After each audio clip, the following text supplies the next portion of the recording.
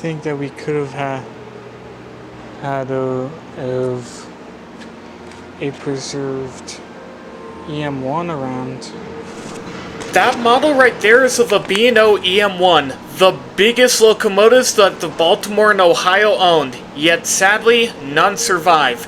But that wasn't without trying. Supposedly, there were 3 attempts to preserve an EM1, but they all fell short one way or another.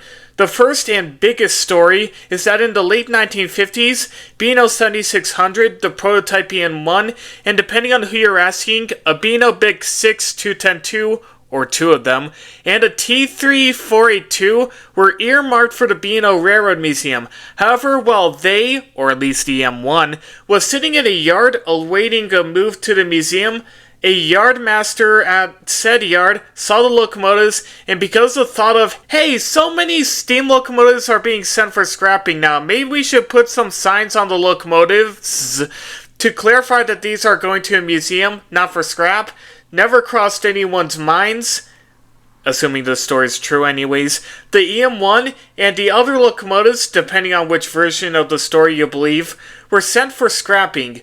Although through a bit of karmic retribution, the yardmaster was fired when they found out that he sent the locomotives for scrapping.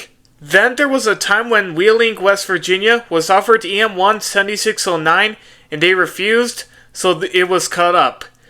But there is at least one confirmed EM1 preservation attempt, as the B&O Railroad Museum made a post on Facebook confirming that 659 was supposed to end up at the museum and was cut up for scrap anyways, leaving no EM1s for future generations to witness.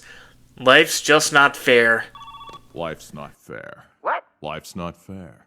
But maybe there is another me out there in a world where I am seeing a preserved EM1 at the B&O Railroad Museum, maybe even a Big 6 and a T3-482, but one can dream.